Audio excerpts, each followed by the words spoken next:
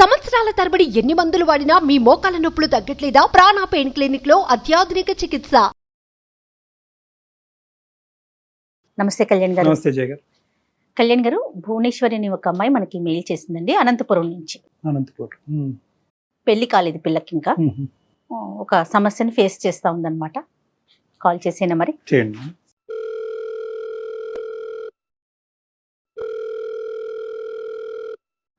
Hello hello, Bhuvaneswari గారండి? అవునండి, మీరెవరు? నేను జయానండి, అందమైన జీవితం ప్రోగ్రామ్ నుంచి కాల్ చేస్తున్నాను. మేడం చెప్పండి మేడం. భువనేశ్వరి బాగున్నారమ్మా? బాగున్నాను మేడం, మీరు ఎలా ఉన్నారు? బాగున్నానమ్మా. నాతో పాటు డాక్టర్ కళ్యాణ్ చక్రవర్తి గారు కూడా ఉన్నారు. సార్ నమస్తే సార్. భువనేశ్వరి నమస్తే అమ్మా. నువ్వు అదృష్టవంతురాలు, ఎందుకంటే మాకు దగ్గర 3000 ఈమెయిల్స్ వచ్చినాయి. ఆ ఈమెయిల్స్ లో నీది సెలెక్ట్ చేయడం జరిగింది. అండి, ఎగ్జాక్ట్లీ. అసలు ఇంత తొందరగా మీరు కాల్ చేస్తారని కూడా నేను అనుకోలేదు. చెప్పనా? ఎంత వయసు ఎంత మీది? Sir 26 sir. క్వాలిఫికేషన్స్ అమ్మా, చదువుకుంటున్నారా? బీటెక్ అయిపోయింది సార్, ఐటీలో జాబ్ చేస్తున్నానండి. ప్రజెంట్ ఎక్కడున్నారమ్మా? Present Secunderabad sir. ఇప్పుడు సమస్య ఏంటమ్మా? ఎవరిది, నీదేనా? నాదే సార్. ఏ విషయంలో? సార్ ఒక చిన్న ఇబ్బంది వచ్చి పడింది. నేను కాలేజ్ లో ఉన్నప్పుడు ఒక అబ్బాయితో రిలేషన్షిప్ లో ఉన్నాను. ఓకే.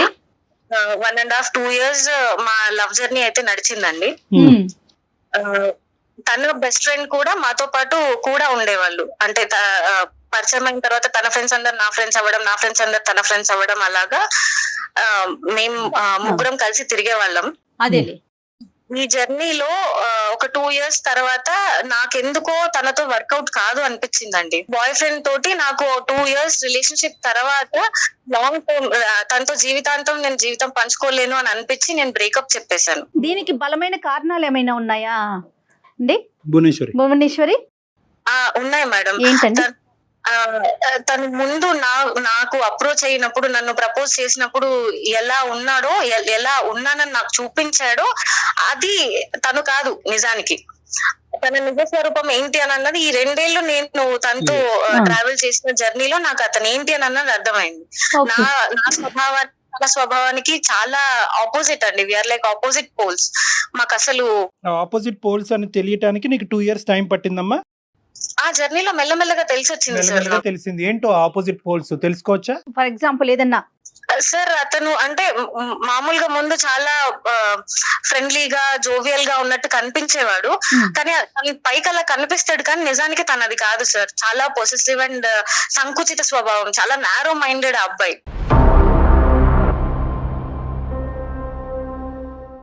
కామన్ ఏమో కదమ్మా, అది కామన్ కాదా? నాది అనుకోవడం, నా మనిషి అనుకోవడం వరకు బానే ఉంటది, కానీ నాతో తప్ప ఇంకెవ్వరితోనూ మాట్లాడకూడదు, తనకంటూ నేను తప్ప ఇంకో ప్రపంచం ఉండకూడదు అనేది భరించలేం కదా సార్. అదే ఫ్రీడమ్ రిస్ట్రిక్ట్ అవుతే సమస్య వస్తుంది. కరెక్టేనమ్మా, నువ్వు చెప్పింది బాగా చెప్పావు.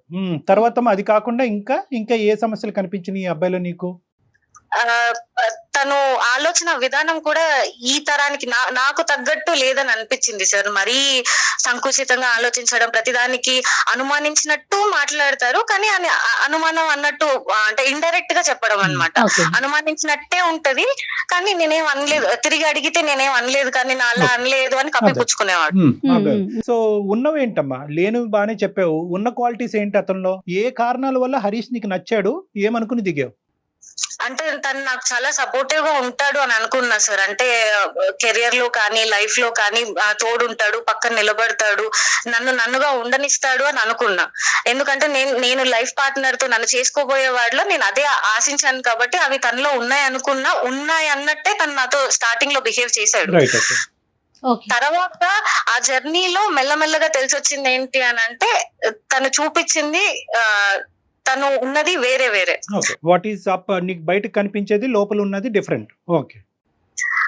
సో చాలా సార్లు పెద్దగా గొడవలు అయ్యేవి. అంటే చాలా కారణాలు సార్. ఒకటి ఇందువల్లే నేను విడిపోయాను అని మీకు కరెక్ట్ గా పిన్ పాయింట్ గా చెప్పలేను. ఒకదాని తర్వాత ఒకటి సీక్వెన్షియల్ గా నాకు ఆ లాంగ్ జర్నీలో అర్థమైంది ఏంటి అని అంటే, మా ఇద్దరికి ఫ్యూచర్ లో మ్యారిటల్ లైఫ్ లో వర్కౌట్ కాదు అని నాకు పర్సనల్ గా చాలా స్ట్రాంగ్ గా అనిపించింది.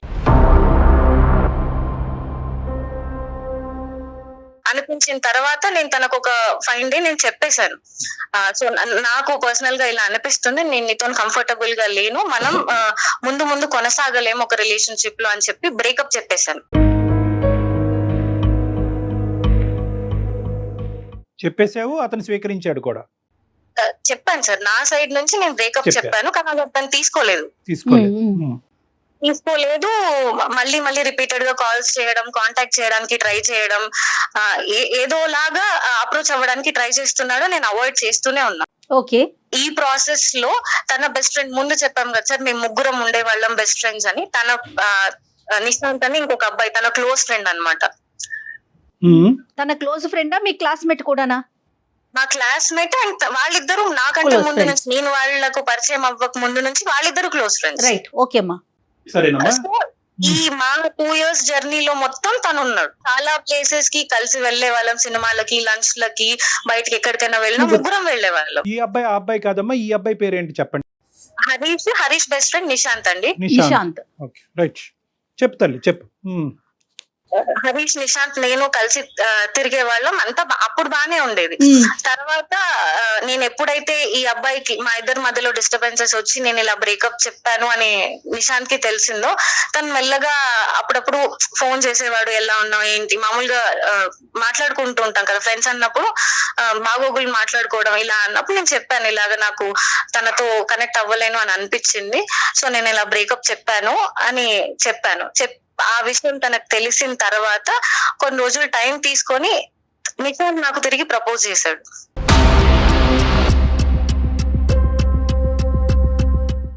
ట్రయాంగిల్. ఓకే. ప్రపోజ్ అబ్బాయి చేశాడు కదమ్మా.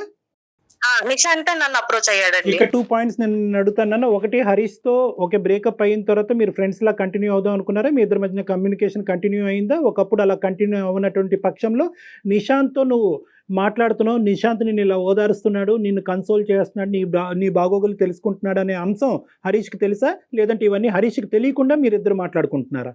నాకు హరీష్ కి అసలు ఎలాంటి కాంటాక్ట్స్ లేవండి. బ్రేకప్ చెప్పిన తర్వాత అప్రోచ్ అవ్వడానికి ట్రై చేశాడు. నిశాంత్ హరీష్ తో కాంటాక్ట్ లోనే ఉన్నాడు. ఉండొచ్చు సార్, ఎందుకంటే నాకు నిశాంత్ కి మధ్యలో హరీష్ టాపిక్ ఎప్పుడు రాలేదు, నేను అడగలేదు, ఆ అబ్బాయి కూడా తీయలేదు. మోస్ట్ ఇంపార్టెంట్ థింగ్ ఏంటంటేనమ్మా, నిశాంత్ అనేటటువంటి ఈ రెండోసారి వచ్చినటువంటి నీ రెండో బాయ్ ఫ్రెండ్ ఈ అబ్బాయికి ఇప్పుడే నీకు చెప్పాలని అనిపించిందా, ఎప్పుడో చెప్పాలని అనిపించిందా, లేదంటే బ్రేకప్ అయిన తర్వాత లైన్ క్లియర్ అయింది కాబట్టి ఇప్పుడు చెప్తున్నాడా, లోపల ఆ ప్రేమ అన్నది ముందు నుంచి ఉందా? తను నాకు చెప్పడం ఏంటంటే, సార్ నేను ముందు నుంచి ఈ జర్నీలో నేను అబ్జర్వ్ చేస్తూ వచ్చాను, సో మన ఇద్దరికి వర్కౌట్ అవుతుందని నాకు అనిపించింది, కానీ నేను అప్పుడు చెప్పలేకపోయాను, ఇప్పుడు చెప్తున్నాను అని అయితే నాకు చెప్పాడు సార్. మా ఇద్దరు బ్రేకప్ అయిన తర్వాత మనసులో ఉండింది. సో ముందు నుంచి ఉంది. నీ రెస్పాన్స్ ఏంటి తల్లి? నేను కొంచెం ఆలోచించడానికి టైం తీసుకున్నా సార్. ఆ టైం గ్యాప్ లో నేను ఒకసారి అనలైజ్ చేసుకుంటే నాకు ఏవైతే ఒక లైఫ్ పార్ట్నర్ లో కావాలని అనిపించాయో అవన్నీ నిశాంత్ లో ఉన్నాయని నాకు అనిపించింది.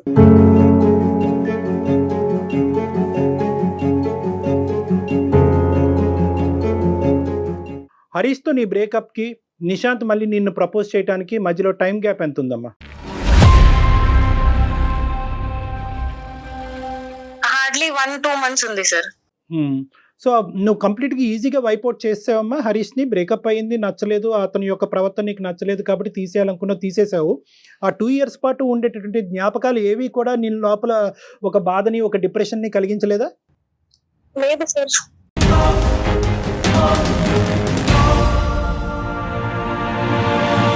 అంటే మరి ఆ 2 years పాటు నడిచింది ఏంటమ్మా?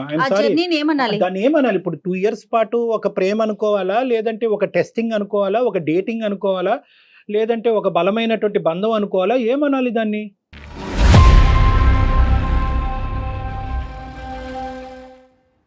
సార్ మీరు అన్నట్టు డిప్రెషన్ లోకి వెళ్ళాలి అని అంటే వదులుకొని బతకలేనంత ఎమోషనల్ కనెక్ట్ ఉండాలి సార్. ఆ 2 years లో అబ్బాయి సైడ్ నుంచి నాకు ఎప్పుడు అది కలగలేదు. ప్రతి స్టెప్ లోను, ప్రతి ఇన్సిడెంట్ లోను నాకు చాలా ఇబ్బంది అనిపించేది. తన ప్రవర్తన కానీ, తన మనస్తత్వం కానీ నాకు చాలా ఇబ్బంది అనిపించేది. కానీ నేను కాంప్రమైజ్ అవుతూ దాన్ని డైజెస్ట్ చేసుకుంటూ ముందుకు వచ్చాను. ఒక పాయింట్ కి వచ్చిన తర్వాత నేను దాన్ని తీసుకోలేకపోయాను. సో బ్రేకప్ అనేది నీకు రిలీఫ్ అనుకోవచ్చు సార్. నేను భరించలేను. నేను తనతో కలిసి ముందుకు నేను అడుగు వేయలేను అని అనిపించినప్పుడు నేను వద్దు మనకు సెట్ అవ్వదు అని చెప్పేశాను. రైట్, అర్థమైందన్న. ఒకటైతే క్లియర్ కదమ్మా, నిశాంత్కి మీ ఇద్దరు పరిచయం అయినప్పటి నుంచి, అంటే ఒక బెస్ట్ ఫ్రెండ్ గా పరిచయం అయినప్పటి నుంచి నిశాంత్కి నీ మీద ఫీలింగ్స్ ఉన్నాయి. ఎటొచ్చి హరీష్ మధ్యలో ఉన్నాడు కాబట్టి అతని మనసులో ఉన్న భావాన్ని నీకు చెప్పలేదు. నీకైతే మాత్రం నిశాంత్ మీద ఎప్పుడు ఫీలింగ్స్ లేవు. ఇప్పుడైతే మాత్రం నిశాంత్ నుంచి ఈ ప్రపోజల్ వచ్చాక నువ్వు కూడా అది కన్సిడర్ చేయడానికి ఇష్టపడుతున్నావు. అంతే sir. So Harish is completely out of the picture. లేదు సార్. ఇంకొక భయంకరమైనటువంటి అంశము, భయపెట్టే అంశం ఏంటంటే హరీష్ నిశాంత్ టచ్ లో ఉన్నారా లేదా అనేది నీకు ఇంకా తెలియదు కదా. ఫస్ట్ అది కనుక్కోవాలి కదమ్మా. టచ్ లో ఉన్నారు అంటే ఒకరికొకరు ప్రత్యక్షంగా ఎదురుపడైతే మాట్లాడుకోవట్లేదు. మేబీ ఫోనుల్లో అట్లా టచ్ దట్స్ ఇంపాసిబుల్ నాన్న.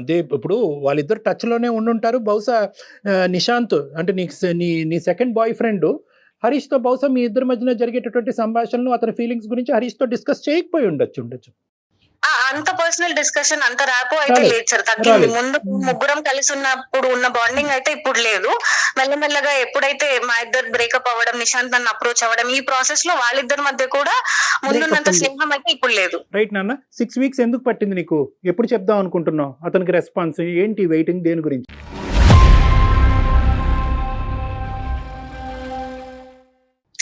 సార్ ఆ గ్యాప్ ఎందుకు వచ్చింది అని అంటే నేను చాలా రెస్ట్లెస్ అయిపోయాను సార్. విసిగిపోయాను వీటన్నిటితోటి. ఆయన వచ్చాడు, ప్రేమ అన్నాడు, జర్నీ చేసాం, ఇదంతా అయింది. మళ్ళీ ఈయన వచ్చాడు, వీళ్ళిద్దరు బెస్ట్ ఫ్రెండ్స్. ఈ సిచ్యువేషన్ నాకు కరెక్ట్ గా అదే టైంలోనే నిహారిక ఇన్సిడెంట్ ఒకటి జరిగింది. వాళ్ళది కూడా సేమ్ అలాగే ట్రయాంగిల్ లవ్ స్టోరీ. అండ్ అసలు ఆ దారుణం ఏంటి సార్, టీవీలో చూస్తేనే నాకు కాళ్ళు చేతులు వణికిపోతున్నాయి సార్. ప్రేమిస్తే రీసెంట్ గా జరిగిన ఇష్యూ అండి. చెప్పు. హరికృష్ణ, అబ్బాయి పేరు నవీన్, హరిహర కృష్ణ, నవీన్ అండ్ నిహారిక. నిహారిక సార్. అసలు ఏంటి సార్ ఆ దారుణం? తన ఫ్రెండ్ ని లవ్ చేసినంత మాత్రం చంపేస్తారా సార్? చంపేసినంత పెద్ద తప్ప సార్ అది? ఎంత మంది ప్రేమించిన వాళ్ళు విడిపోవట్లేదు, ఎంతమంది వేరే వాళ్ళు పెళ్లిళ్ళు చేసుకుని హాయిగా ఉండట్లేదు.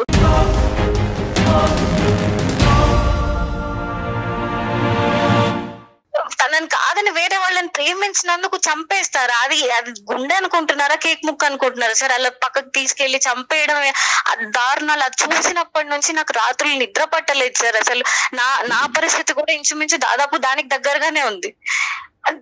ఇది ఇలాంటి భయంకరమైన పరిణామాలు వస్తాయేమో. అసలు అందులో నా తప్పు ఎంత ఉంది? నేనేమన్నా తప్పు చేస్తున్నానా? నేను ఇప్పుడు ఈ అబ్బాయికి ఓకే చెప్తే అలాంటి పరిణామాలు ఏమన్నా నేను చూడాల్సి వస్తుందా? అసలు నాకేం అర్థం కావట్లేదు సార్. నీ ఇష్యూకి వస్తే అమ్మా, కమింగ్ టు యువర్ పాయింట్, నీకు నిద్ర పట్టట్లేదు, చేతులు కాళ్ళు వణికిపోతున్నాయి, భయం వేస్తుంది అని అంటున్నావు. ఇప్పుడు నీకు ఒక స్ట్రైట్ ఫార్వర్డ్ క్వశ్చన్ నిన్ను అడుగుతా. ఎందుకు భయపడుతున్నావు నువ్వు? ఏ కారణం చేత భయపడుతున్నావు? నాకు హరీష్ గురించి తెలుసు సార్, ఆ అబ్బాయి మనస్తత్వం తెలుసు. ఇతను వెళ్ళి నిశాంత్ ఏమైనా చేస్తాడా, లేకపోతే వాళ్ళిద్దరూ కొట్టుకొని ఒకరికొకరు ఏమైనా చేసుకుంటారా అని చాలా భయపడుతున్నాను సార్ నేను. అతను ఎంత మొండివాడంటే, ఎంత పొసెసివ్ నేచర్ అని అంటే, ఎప్పుడు తనదే నెగ్గాలి, తన పాయింట్ ఆఫ్ వ్యూ కరెక్ట్, తనకే దక్కాలి అన్న ఒక ఇది ఉంటది సార్ ఆ అబ్బాయికి. సో ఆ కోపంలో ఈ గ్యాప్ లో నేను చెప్పాను కదా సార్ మీకు, నేను బ్రేకప్ చెప్పిన తర్వాత రిపీటెడ్ గా కాల్స్ చేస్తున్నాడు, కనెక్ట్ అవ్వడానికి ట్రై చేస్తున్నాడు అని. అందులో ఎక్కడ నాకు ప్రేమ కనిపించలేదు సార్. మొండి, నాకు దక్కాలి, నన్ను ఎందుకు వదిలేసి వెళ్ళిపోతున్నావు అన్న మొండి పట్టుదలే కనిపించింది, కానీ ప్రేమతో సాధించుకుందాం అన్న మనస్తత్వం కాదు సార్. అది ఉంటే అసలు నేను బ్రేకప్ చేసుకోకపోయేదాన్ని. ఒక 2 years పాటు జరిగినటువంటి జర్నీ ఒక మీనింగ్లెస్ జర్నీగా మారిపోయినప్పుడు రెండో వచ్చినటువంటి అబ్బాయి ఈరోజు నువ్వు ప్రపోజ్ చేస్తే నువ్వేం చేయాలి? వాడికి ఒక దండం పెట్టాలి. First of all most important, బాబు నీకు 10% కాదు 100% ఫీలింగ్స్ ఉండి హరీష్ కంటే 100 రెట్లు ఎక్కువైనా ప్రేమించదు, నో ప్రాబ్లము. కానీ ఈరోజు నేను మానసికంగా I'm not in a stable position.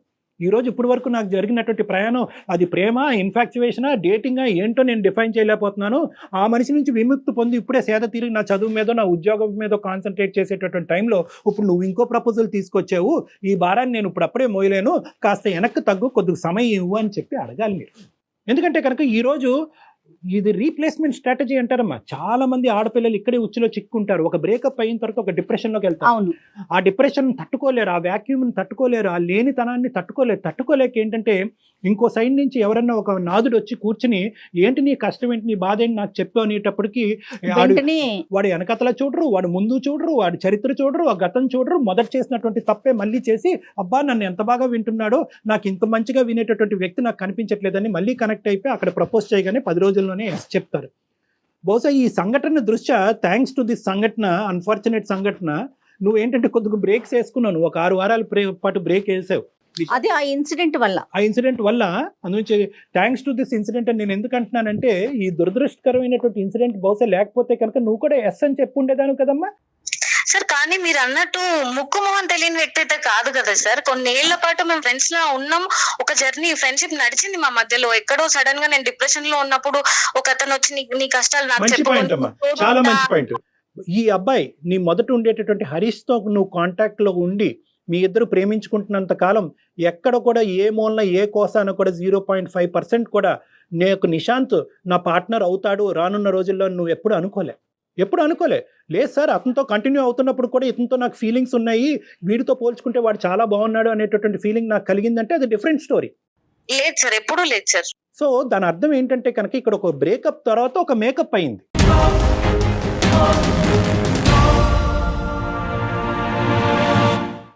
ఈ బ్రేకప్ తర్వాత మేకప్ అయింది అంటే ఏంటంటే, ఈ బ్రేకప్లో ఉండేటటువంటి ఆ వాడి వేడి ఉండేటటువంటి పరిస్థితిలో ఈ అబ్బాయి వచ్చి ప్రపోజ్ చేయగానే నీ మనసులో ఒక క్వశ్చన్ మార్క్ పడింది. సో కాబట్టి నేనేమంటున్నానంటే, ఎప్పుడు కూడా ఇటువంటి సిచ్యువేషన్స్ సర్కమ్స్టాన్సెస్లో తీసుకునేటటువంటి నిర్ణయాలు ఖచ్చితంగా తప్పుదోవ పట్టిస్తాయి. ఆ అబ్బాయి ఇంతకుముందు ఆ అమ్మాయి భయపడేటటువంటి టీవీలో జరిగినటువంటి సంఘటనలో పరంగా ఈ అమ్మాయి మీద హింస చూపెడితే భయం వేస్తుంది సార్ నాకు. అదే భయంతోనే మీకు మెయిల్ చేశాను నేను. అంటే ఇప్పుడు ఇక్కడ హరీష్ ఫ్రెండ్ కాకుండా ఉన్నట్లయితే ఇంత భయపడాల్సిన అవసరం ఉండేది కాదంటారా కళ్యాణ్ గారు మీరు? ప్రేమించినటువంటి ఒక అబ్బాయి కానీ అమ్మాయి కానీ ఆ అమ్మాయితో బ్రేకప్ చెప్పిన తర్వాత, ఓకే బాయ్, నాకు నచ్చకపోయినా నీ దారి నువ్వు చూసుకుంటాను అంటున్నావు, నిన్ను ప్రేమించాను కాబట్టి నా ప్రేమను ఈ విధంగా నేను త్యాగం చేయాలి అని అనుకుంటున్నాను, నేను ప్రేమించినటువంటి వ్యక్తి నా వల్ల బాధపడకూడదు, నేను నచ్చకపోతే నేను విరమించుకుంటాను, నేను వెనక్కి వెళ్ళిపోతాను అనేటటువంటి అంశం నెంబర్ 1. అలా అనుకుని అలా విత్డ్రా అయ్యేటటువంటి అమ్మాయి కానీ అబ్బాయి కానీ మానసికంగా ఏమనుకుంటారంటే, కొన్ని సంవత్సరాలు కొన్ని ఏళ్ల పాటు ఏమనుకుంటారంటే, నా స్థానాన్ని ఎవరూ తీసుకోకూడదు అనే భావంతో చాలా బలంగా ఉంటారమ్మా. That's a feeling, that's a natural human feeling. నువ్వు నాకొద్దు, నేను నీకొద్దు, నేను వెళ్ళిపోతాను, కానీ నా స్థానం ఎవరు తీసుకోకూడదు అనేది సబ్కాన్షియస్గా లోపల ఉంటుంది, బయటకు అనరు వాళ్ళు. కానీ ఇక్కడ ఏమైంది అంటే కనుక, అతను కళ్ళెదురుగుంటేనే అతను పక్కన తిరిగేటటువంటి వ్యక్తిని తీసుకొచ్చి నువ్వు నీ పక్కన కూర్చోపెట్టుకుంటే అతను వెన్నుపోటు అని అనుకోడు అంటానికి గ్యారంటీ ఉందా మనకి? మీ ఇద్దరి మధ్యన ముందే కనెక్షన్ ఉంది కాబట్టి నాకు ఇప్పుడు బ్రేకప్ చెప్పేవు అనేటటువంటి ఆలోచన అతనికి రాకుండా ఉండదా? అప్పుడు ఇతనిలో కూడా సాడిస్టిక్ ఫీలింగ్, ప్రతీకారపరమైనటువంటి ఫీలింగ్స్ రాకుండా ఉంటాయా? నేనైతే కనుక ఈ సెకండ్ పాయింట్ అయితే ఖచ్చితంగా ఈ అబ్బాయి హరీష్ అనుకుంటాడు అనుకున్నాను. ఎందుకంటే నువ్వు చెప్పినటువంటి క్యారెక్టర్స్ బట్టి అసలు నమ్మసక్యంగా కూడా అనిపించట్లేదు కదా భువనేశ్వరి. నమ్మడు, మేము ఖచ్చితంగా నమ్ముతాం. కానీ అక్కడికి వెళ్ళి హరీష్కి ఈ రోజు కాకపోయినా రేపు తెలుస్తుంది హరీష్లో ఎటువంటి పగ ఆవేశాలు రావచ్చమ్మా. ఈరోజు అంత రిస్క్ తీసుకుని నిశాంత్కి కూడా నువ్వు ఐ లవ్ యూ అని చెప్పి ఎందుకు ముందుకెళ్ళి మళ్ళీ ఇంకో తప్పు చేయాలి? తప్పెలా అవుతుంది సార్ అది? అమ్మా అది తప్ప? నాకు నచ్చిన మనిషిని పెళ్లి చేసుకోవడం అన్న హక్కు నాకు ఉండదా సార్? నాకు నచ్చిన మనిషితో జీవితం పంచుకునే హక్కు నాకు ఉండదా? ఈ రోజు నిశాంత్, సరే మీరు అన్నారు నిశాంత్ హరీష్ బెస్ట్ ఫ్రెండ్స్ కాబట్టి నిశాంత్ కి ఓకే చెప్తే హరీష్ ఇలా అనుకోవడానికి మీరు అంటున్నారు. నిశాంత్ కాకపోతే రేపు పొద్దున మా అమ్మ నాన్నలు చూసిన వాళ్ళైనా అతని ఫ్రెండ్ కాకుండా ఎవరైనా ఎక్స్ అయినా వై అయినా జెడ్ అయినా నో ఇష్యూ. ఇక్కడ సమస్యల్లో అతని ఫ్రెండ్ అయి ఉండటమే, హరీష్ ఫ్రెండే సమస్య. అంతే కదా కళ్యాణ్ గారు? అంతే, ఎగ్జాక్ట్లీ మేడం. అదే ఎట్ ద పాయింట్. నువ్వు ఈ రోజు మాకు ఎందుకు చేసావు? నీకు భయం వేసింది కాబట్టి చేసావు, నువ్వు నిద్ర పోట్లేదు కాబట్టి చేసావు, ఎక్కడో నీ అంతరాత్మ నువ్వు తప్పు చేస్తున్నావు, రేపొద్దున ఇంకో అనర్థం నీ జీవితంలో జరిగి రేపొద్దున ఇది పేపర్లోనో టీవీలోనో ఒక న్యూస్ కింద రాబోతుంది అనేటటువంటి ఆలోచన నిన్ను చంపేస్తుంది కాబట్టి నువ్వు నాకు చేసావు. ఎందుకు అంటే కనుక నీ మనసులో ఉండే కాన్సెప్ట్, నేను మాట్లాడే కాన్సెప్ట్ ఒకటే కాబట్టి. సో కాబట్టి నేనేమంటున్నానంటే, ఇక్కడ ఏమీ అంత దూరమైనటువంటి ప్రయాణం ఏమీ జరగలే కాబట్టి ఈ బేస్ మీద నిశాంత్కి ఇప్పుడే సర్ది చెప్పమ్మా. దీన్ని ఎక్కువ నాన్స్తే ఏమవుతుందంటే, ఇంతకాలం బట్టి ఈ అమ్మాయి ఆలోచిస్తుందంటే ఏ మూలలో నేను ఉంటాను కాబట్టి second attempt, third attempt, fourth attempt Nishant try చేస్తూనే పోతాను నీతో. నా సమస్య ఏంటంటే, ఒకవేళ నిశాంత్ నాకు ఆప్షన్ అయ్యుంటే గనక నేను సార్ చెప్పిందే ఒప్పుకునేదాన్ని. కానీ నాకు ఇప్పుడు సార్ చెప్తున్నప్పుడు కూడా నువ్వు నిశాంత్ కి నెమ్మదిగా సర్ది చెప్పు, ఇది ఇంతటితో ఆపే అంటుంటేనే, ఆ మాటలు వింటుంటేనే నేను తట్టుకోలేకపోతున్నాను మేడం. నాకు అతను ఎక్కడ నా లైఫ్ లో ఉండడన్న ఆలోచన కూడా, అసలు ఇంకో మనిషి మాట్లాడుతుంటే కూడా నేను దాన్ని విని తీసుకోలేకపోతున్నాను. 1 month జర్నీలోనే అతను మిస్ అయిపోతాడేమో అని అంత తీవ్రంగా ఆలోచించేస్తున్నారా భువనేశ్వరి మీరు? 1 month జర్నీ కాదు మేడం, ఆయన నాకు నిన్న మొన్న పరిచయం అయినటువంటి వ్యక్తి కదమ్మా. నువ్వు సో మొత్తం అంతా లెక్కేస్తున్నావమ్మా, ఆ పీరియడ్ ఈ పీరియడ్ అంతా కూడా అన్ని పీరియడ్స్ కలిపేసుకుంటున్నావు.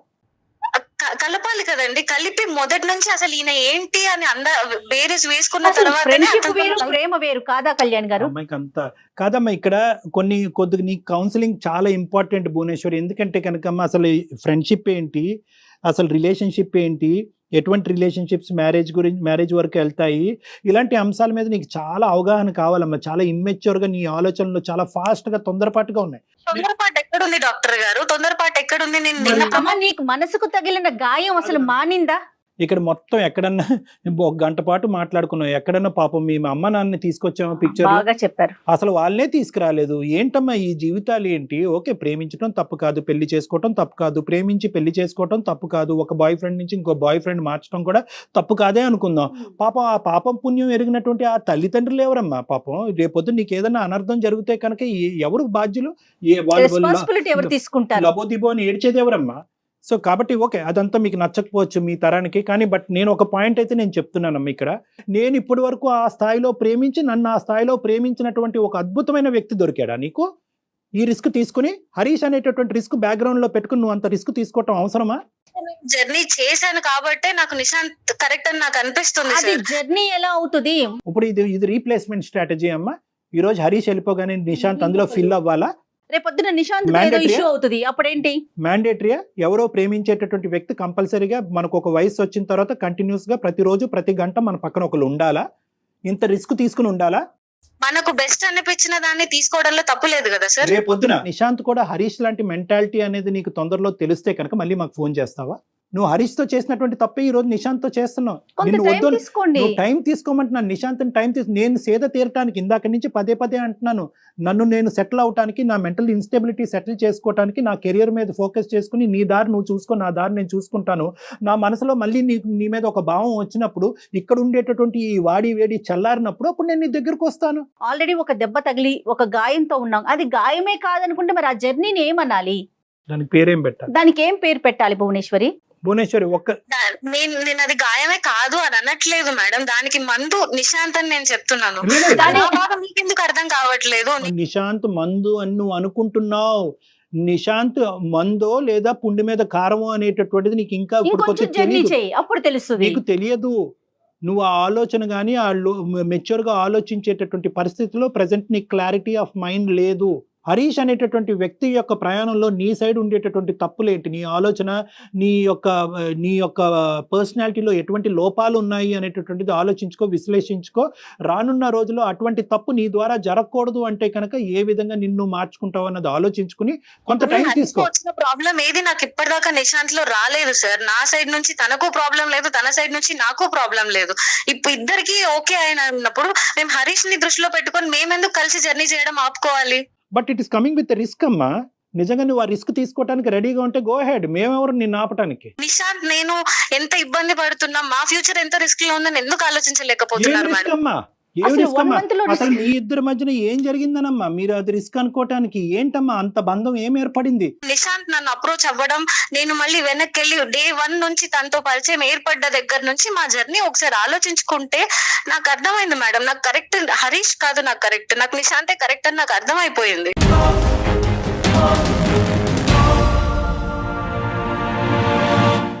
మా ప్రైమరీ థింగ్ అయితే మాత్రము నువ్వు టైం తీసుకో. నిశాంత్కి ఇప్పటికిప్పటికే రీప్రపోజల్ చేసి నువ్వంటే నాకు ఇష్టం అని చెప్పొద్దు. మోస్ట్ ఇంపార్టెంట్ ఏంటంటే ఈ మొత్తం అంశంలో హరీష్ని మాత్రం కప్పేయద్దు. హరీష్కి ఇండైరెక్ట్గా తెలిస్తే కనుక పరిస్థితి ఇంకో విధంగా ఉండొచ్చు. కాబట్టి ఇండైరెక్ట్గా తెలిసే ముందు డైరెక్ట్గానే చెప్పడం బెటరు.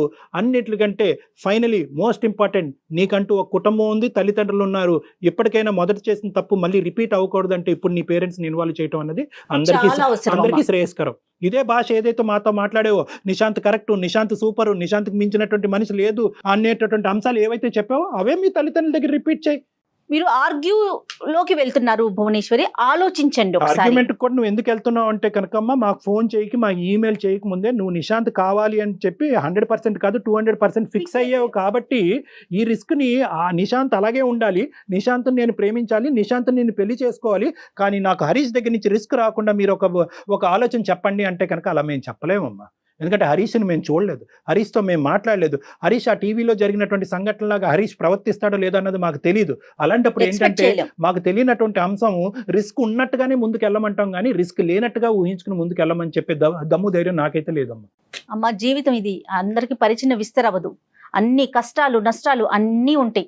ఆలోచించుకో భువనేశ్వరి, నువ్వు వెంటనే నిర్ణయం తీసుకోమని చెప్పట్లే. ఇప్పుడు ఈ విషయాన్ని కూడా టకామని ఎస్ అని చెప్పేయాలని మేము ఎక్స్పెక్ట్ చేయట్లేదమ్మా. డిస్కషన్లోకి మేము ఎస్, నువ్వు టైం తీసుకో, డాక్టర్ గారి నెంబర్ నీకు నేను షేర్ చేస్తాను, పర్సనల్ గా వచ్చి కలు, ఫోన్ లో కాదు. ఓకేనమ్మా? సరే మేడం, నేను ఆల్ ది బెస్ట్ తల్లి. బాయ్ అమ్మా, all the best Bhuvaneshwari. Bye. Right Kalyan garu, thank you so much. నమస్తే అండి. నమస్తే. సమర్పిస్తున్న వారు అవిస్ హాస్పిటల్.